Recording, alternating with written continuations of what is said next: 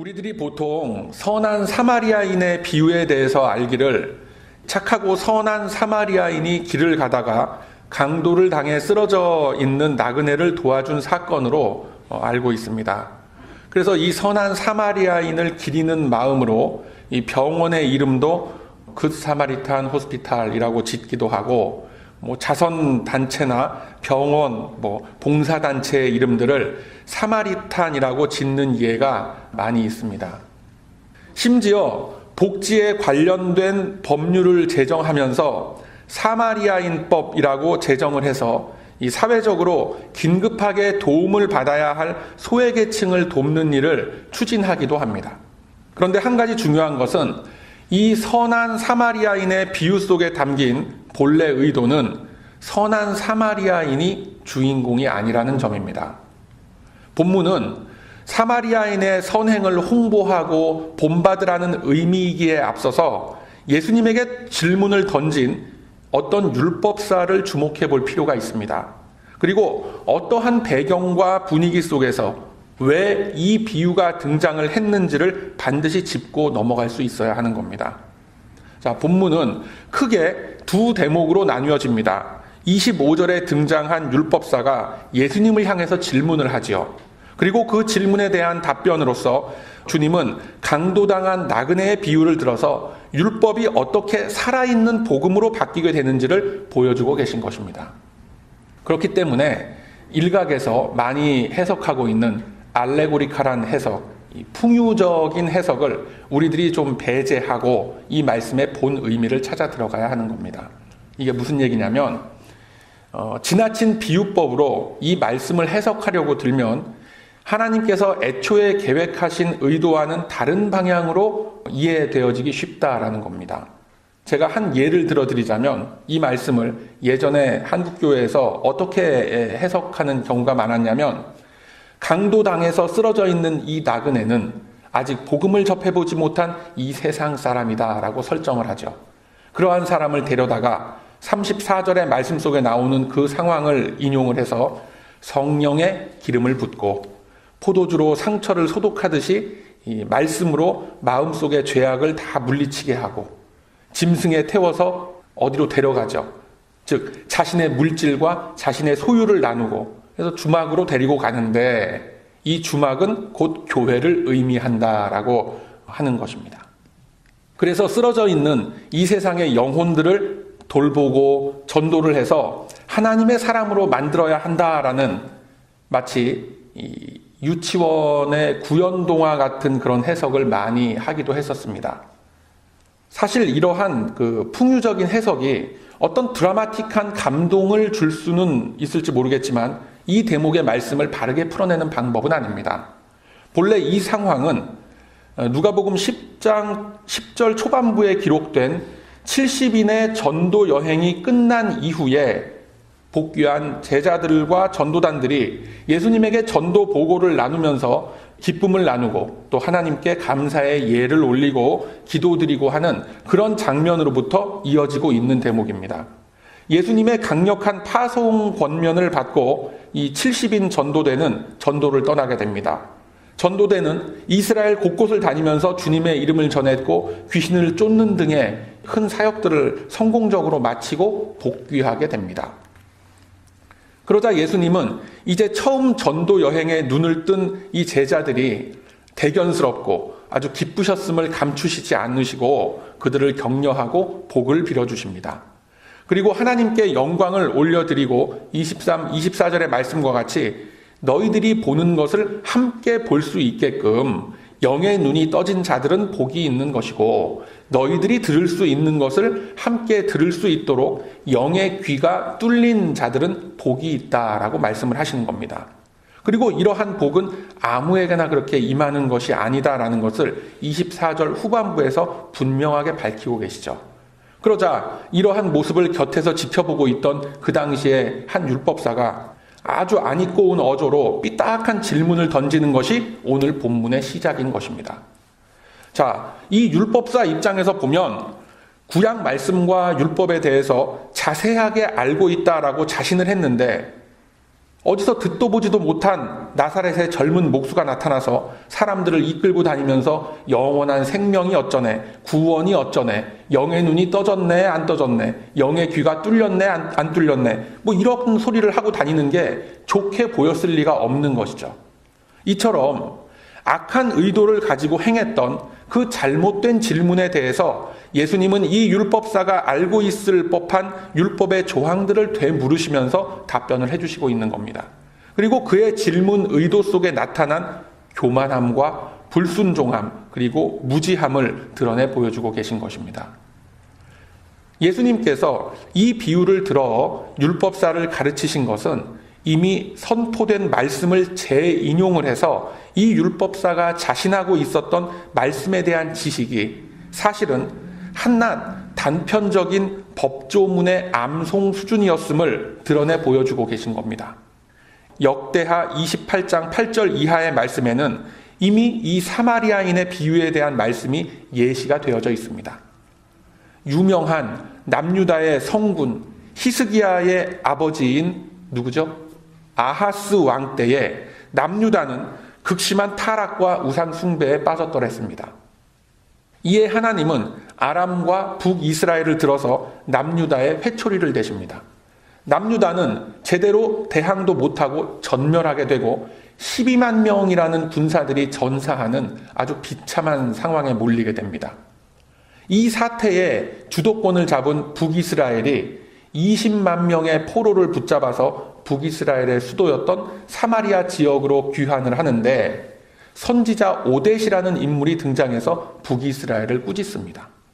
같은 동포를 포로로 잡아서 억압하고 노예로 삼는 짓은 이거 하나님의 뜻이 아니니까 포로를 다 돌려보내고 빼앗은 물건들을 그저 다 되돌려줘라 라고 합니다. 자, 이에 북이스라엘의 장군들과 주요 인사들이 나서서 동족으로부터 빼앗은 것들을 다 되돌려주고 헐벗은 사람은 옷을 입히고 신이 없는 사람은 신을 신켰고 굶고 있는 사람은 먹고 마시게끔 하면서 나귀에 태워서 종려나무성 여리고까지 에스코트를 해줍니다. 그리고 남유다의 형제들에게 인수인계 해주고 사마리아로 돌아간 사건이 있었습니다.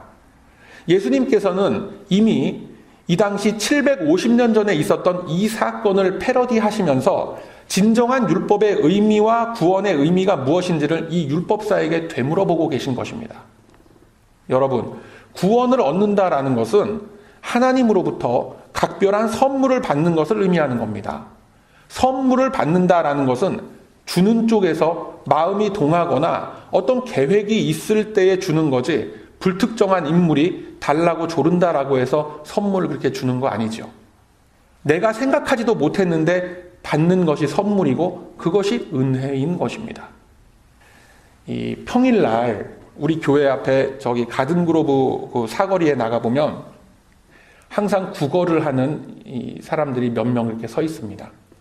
제가 지나가다가 어진간하면 그 1불짜리 하나씩을 쥐어주곤 하는데 그렇게 하다 보니까 제 얼굴을 기억하는 그 사람이 어느 순간에서부턴가 제가 그 교차로에 딱 서기만 하면 당연하다는 듯이 와서 손을 벌리곤 합니다.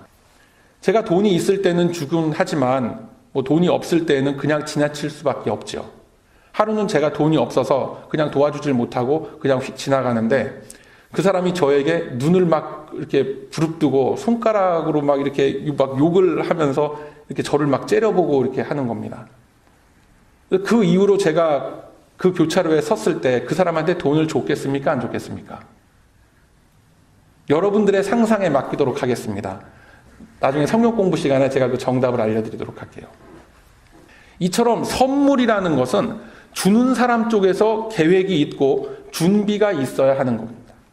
하나님께서는 에덴 동산에서 인류의 시조가 타락을 하던 그 순간부터 당신의 피조물들을 구원하시기 위해서 구원의 약속을, 언약을 맺어주셨습니다. 약속만 하신 것이 아니라 맺은 약속을, 그 언약을 지키시기 위해서 구약의 역사 내내 이런 모습 저런 모습으로 우리 인간의 역사 속에 각 개인의 인생 속에 간섭해 주시고 개입해 주셨다라는 것을 성경이 증언하고 있는 겁니다. 그래서 이제 예수님의 강림하심으로써 구체화되고 선명하게 드러난 구원의 실체와 하나님 나라의 모습은 이 자리에 있는 우리 모두에게 완벽하게 주어졌다라는 사실을 여러분 믿으시길 바랍니다. 그 선물을 받은 자는 선물을 흘러서 사용할 수가 있어요. 선물 속에 담긴 풍성한 내용들을 삶 속에 풀어낼 수가 있는 것입니다. 오늘 본문에 의하면 가장 먼저 그 선물 보따리 속에서 나오는 것이 뭡니까? 바로 자비입니다. 기피 대상인 이 인물과 원수마저도 사랑하는 마음으로 자비를 베풀라라는 것이죠. 사랑할 만한 사람, 자비를 베풀어도 될 만한 사람에게 베푸는 것이 아니라 전혀 자격과 조건을 갖추지 못한 사람에게도 아낌없이 차별 없이 베풀라라는 것입니다. 여러분, 바로 여기에서 우리 기독교의 힘과 능력이 나오는 것입니다. 기독교의 힘과 능력은 어떤 신비로운 은사로서 보여지는 것이 아닙니다.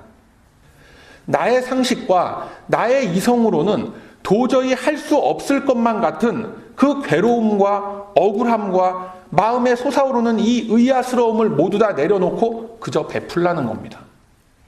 이 힘, 즉 조건 없는 자비와 긍휼의 마음이라는 것이 어디에서부터 비롯되겠습니까? 우리에게 주어지고 또 우리에게 알려진 하나님의 성품에서부터 비롯되는 것입니다. 지난주에 우리가 한번 말씀을 나눈 바가 있죠. 하나님의 공유적 속성이라는 것 여러분 기억하실 줄로 믿습니다. 범죄한 그 아담과 하와를 멸하지 않으시고 그들에게 또 다른 기회를 주셨습니다. 세월이 흘러서 아브라함을 믿음의 조상으로 불러내셨을 때에도 하나님의 자비와 사랑은 그의 실수와 그 아브라함의 여러 가지 연약한 모습 속에서도 계속해서 참아내시고 인내하시는 모습으로서 나타나셨던 겁니다. 모세를 세우셨을 때도 마찬가지죠. 모세가 애굽의 왕자로서 가졌던 그 자존심과 패기를 모두 다 내려놓고 이제 혼자서는 아무것도 할 수가 없는 평범한 광야의 할아버지가 되었을 때 그의 나이 80에 하나님은 모세를 부르신 것입니다. 모세라는 한 인간의 인생을 무려 80년 동안을 기다려 주셨습니다. 뿐만 아닙니다. 이스라엘 왕조 460년의 시간 동안 숱한 패역함과 배신과 불순종 속에서도 주님은 묵묵히 그 시간을 지켜내신 것입니다. 그리고 이제 남북 이스라엘이 열방에 의해서 모두 다 멸망하고 이 땅 위의 것으로는 아무런 소망을 찾을 것이 없을 때에 친히 육신의 몸을 입으시고 이 땅에 내려오신 것입니다. 이러한 하나님의 크신 계획과 일하시는 모습을 제대로 알 턱이 없었던 이 율법사는 내가 무엇을 하여야 영생을 얻을 수 있겠습니까? 라는 질문을 던집니다.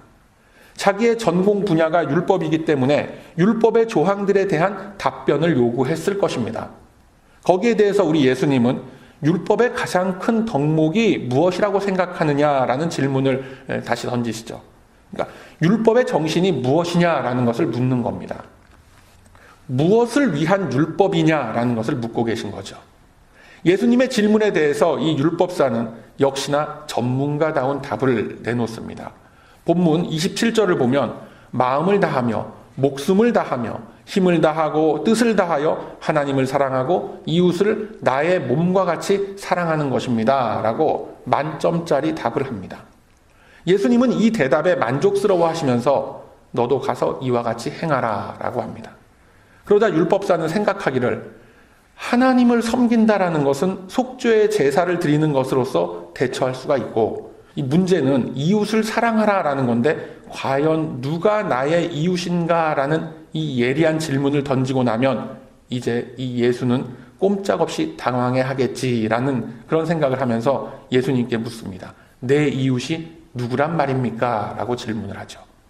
이 질문 속에도 역시나 예수님을 비방하고 정죄하려는 마음이 담겨 있는 겁니다. 그 당시에 바리새인들과 서기관들, 이 율법사들의 상식으로는 예수님은 도저히 받아들일 수가 없는 존재였던 겁니다. 그래서 이제 전도 여행을 마치고 제자들과 함께 은혜를 나누던 예수님을 찾아와서 뭔가 예수님이 하시는 일들에 대해서 꼬투리를 잡고 어긋난 것을 찾아내서 그것으로 예수님을 공격할 거리를 찾기 위해서 찾아왔던 겁니다. 그러한 율법사를 향해서 예수님은 이제 그 유명한 사마리아인의 비유를 들어서 그에게 율법의 참 정신이 무엇인지를 알려주시는 거예요. 자, 30절서부터 등장하는 사마리아인의 비유를 보면 먼저 유대인으로 추정되는 어떤 여행객이 등장을 하는데 강도를 당해서 모든 것을 다 잃어버리고 매를 맞고 큰 상처를 입고 길거리에 쓰러져 누워 있습니다. 그때에 제사장과 레위인이 지나가는데 다들 그냥 지나쳐버리죠. 그리고 여기에 유대인들이 기피하고 멸시의 대상이었던 사마리아 출신의 한 사람이 지나가다가 이 나그네를 보고 우리가 다 잘 알고 있는 바와 같이 선행을 베풀고 사라집니다. 제사장과 레위인 둘 다 보고도 피했다라고 성경을 기록합니다. 그리고 이 사마리아인은 보고 불쌍히 여겼다라고 했습니다. 여러분, 이 제사장과 레위인은 왜 그냥 지나쳤을까요? 그들에게는 어떤 급한 일이 있었길래 다 죽어가는 사람을 보고도 그냥 지나칠 수밖에 없었습니까? 여러 가지 이유가 있을 수 있지만 보통 그들이 이 평범한 사람들이 아니라 이 레위인이라는 것을 우리가 생각해야 됩니다. 레위인이라고 하는 존재는 하나님의 일을 하기 위해서 구별된 사람들이죠.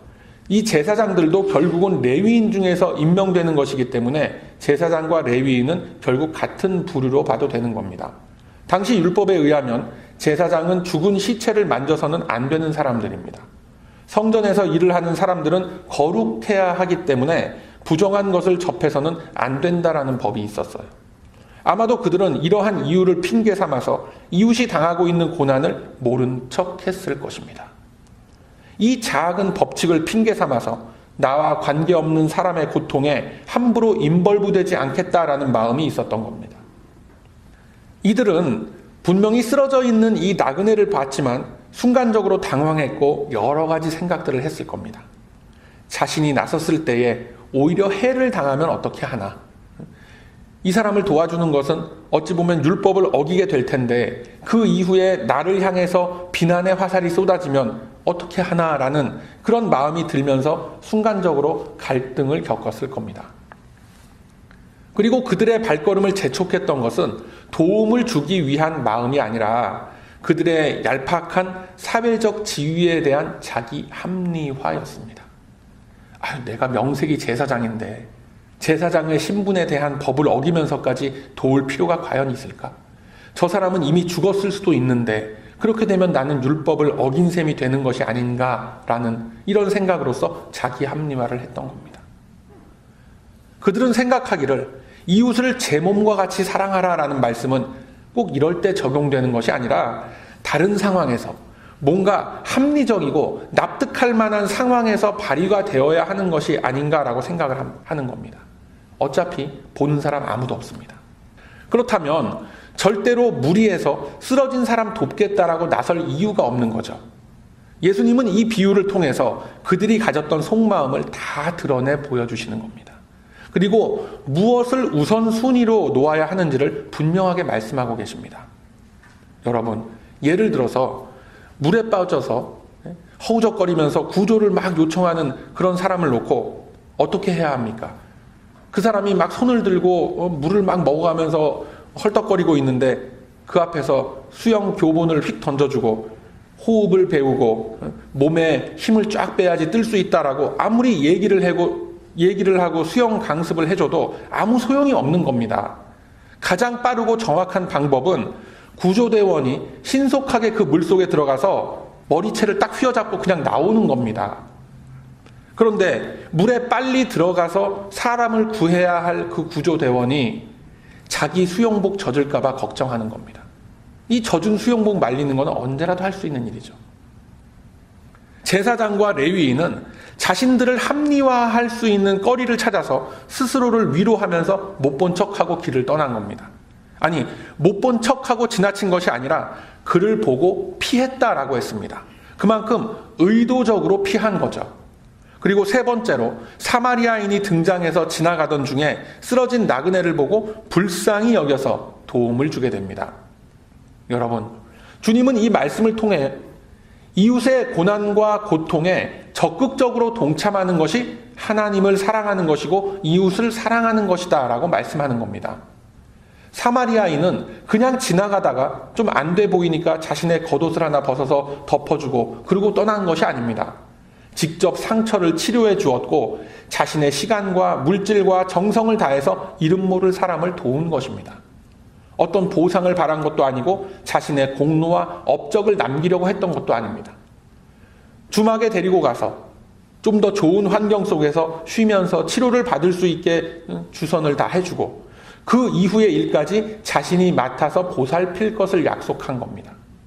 즉 율법사가 자기 입으로 대답을 했던 마음을 다하고 목숨을 다하며 힘을 다하고 뜻을 다하여 하나님과 이웃을 사랑하라 라는 이 율법의 말씀을 이 사마리아인은 고스란히 실천에 옮겼던 겁니다. 이 비유를 통해서 우리 주님은 우리들에게 하나님을 사랑한다라는 것은 고급한 철학의 이론으로서 풀어내는 수사학적인 표현이 아니라 실제 삶 속에서 적용하고 실천하고 행하는 것임을 분명하게 말씀하고 있는 겁니다. 즉 하나님을 사랑한다라는 것은 삶 속에서 이웃의 고난에 함께 동참해 주는 겁니다. 그러함으로 그 아픔과 고통의 멍에를 함께 짊어져 주는 겁니다. 이것이 삶으로 드러나는 복음입니다, 여러분. 온 율법과 선지자의 강령을 지켜내는 것입니다. 이것은 그냥 말로만 되는 것이 아니라 이웃의 고통 속에 적극적으로 동참을 해서 도움을 줌으로써 이루어갈 수 있다는 사실을 여러분 꼭 기억하시길 바랍니다. 앞서 말씀드렸지만 도움을 줄 만한 사람, 사랑할 만한 사람을 사랑하는 것은 기독교의 가르침이 아닙니다. 사랑할 만한 사람을 사랑하는 것은 아무나 다 할 수 있습니다. 내가 가까이에서 도움을 좀 얻을 수 있고 앞으로 서로 상부상조할 수 있는 사람을 골라서 도움을 주는 것은 사랑하는 것이 아니라 비즈니스를 하는 겁니다. 이 제사장과 레위인은 비즈니스적인 생각을 했기 때문에 동일한 상황 속에서 그냥 피해서 자기 길을 갈 수 있었던 겁니다.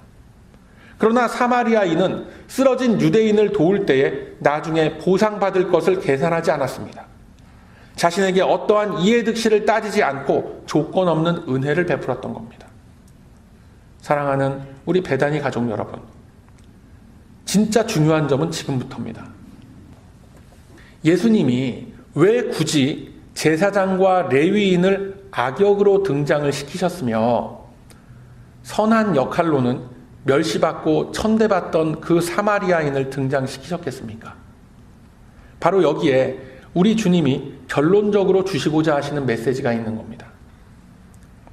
하나님의 주권적인 은혜로서 부르심을 입은 우리 모든 성도들은 왕같은 제사장들입니다.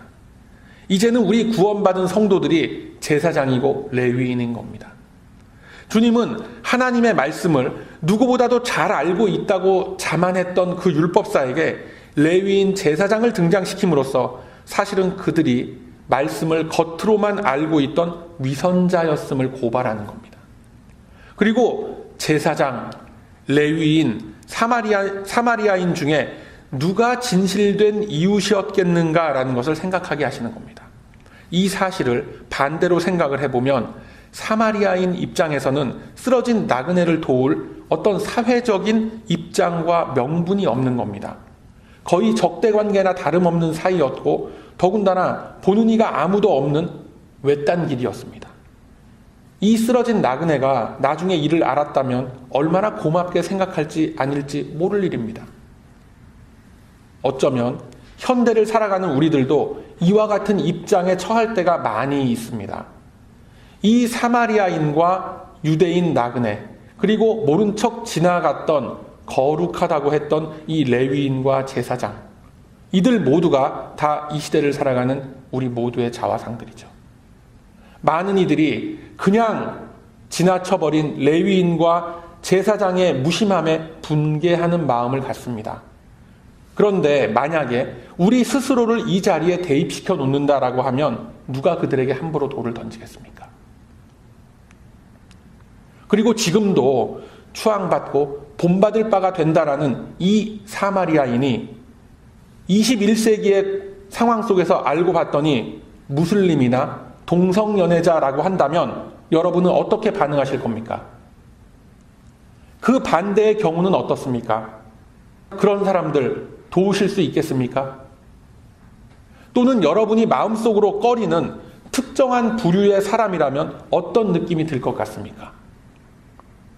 하나님은 이 말씀을 통해서 우리가 가지고 있는 이 신앙의 실체를 고스란히 까발려 보여주시는 겁니다.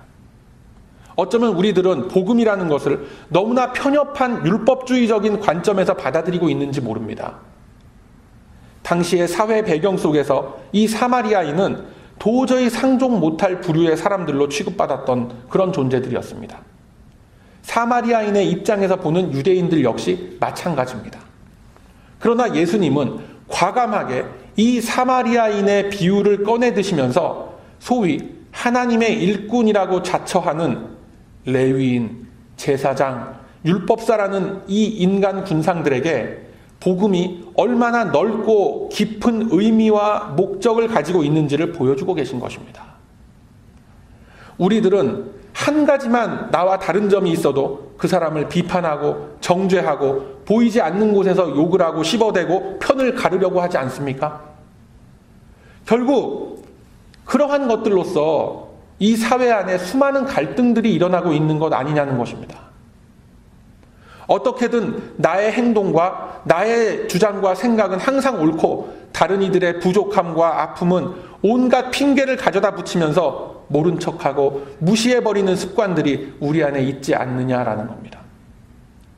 주님은 비록 다 다르지만 단 한 가지라도 같은 점이 있다면 그것이 하나님을 사랑하고 이웃을 사랑하는 것이라면 다 똑같은 하늘 가족임을 말씀하고 계신 것입니다. 이 예수의 마음을 품고 하나님을 사랑한다면 이웃의 멍에를 함께 지라라는 겁니다. 하나님은 바로 이것을 기뻐하시고 이것을 통해서 우리에게 영광을 받으시는 것입니다. 그럴 때 주님은 우리에게 은혜를 더욱더 베푸시고 그 속에서 우리는 성숙하고 또 성장해 감으로써 구원의 완성을 향하여 나아가는 것입니다. 여러분, 누가 여러분의 이웃입니까? 이 시간 한번 깊이 생각해 보시길 바랍니다. 주님은 우리에게 갈 수 없는 길, 넘을 수 없는 벽을 주시는 분이 아닙니다. 주님은 이 말씀을 통해서 우리의 진정한 이웃이 누구며 내가 멍에를 짊어져야 할 이웃이 누구인지를 가르쳐주고 계신 겁니다. 나의 선입견과 나의 판단으로 분류하고 따지지 말라라는 겁니다. 주님은 십자가에 자신을 매달았던 무리들을 보시고 그들의 영혼을 위하여 하나님께 간구하셨습니다. 그들을 용서해 달라라고 기도하셨습니다. 이 시간 마음속 깊이 이 사실을 새겨 넣으시길 바랍니다. 나와는 다르다고, 나의 감정과 나의 생각에 맞지 않는다고 외면하고 피해왔던 내 주변의 이웃들에게 용서를 구하시길 바랍니다. 그들의 아픔과 연약함을 품을 수 있는 믿음과 용기를 달라고 우리 주님께 간구하시길 바랍니다. 그리고 예수님께서 보여주신 이 크신 사랑과 편견, 차별, 멸시함이 없는 온전한 신앙의 모습을 가질 수 있도록 이 시간 다시 한번 마음의 결단을 하는 우리 모두가 되길 소망합니다.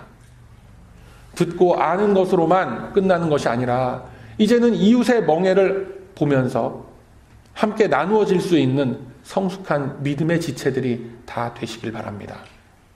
우리들의 성장과 우리들의 성숙을 원하시고 이끌어 주실 우리 주님의 크신 손길은 이 시간 다짐하고 결단하고 나아가는 우리 모두의 이 영혼과 삶 속에 반드시 함께 하실 것입니다. 그러함으로 이제는 주님께서 보여주신 차별과 편견을 넘어서는 그 큰 사랑을 품고 주님이 가신 십자가의 길 위에 함께 동참하심으로 오직 우리 주님께만 영광을 돌리시는 저와 여러분의 값진 인생길이 다 되시길 이 아침에 주님의 이름으로 축원드립니다. 아멘.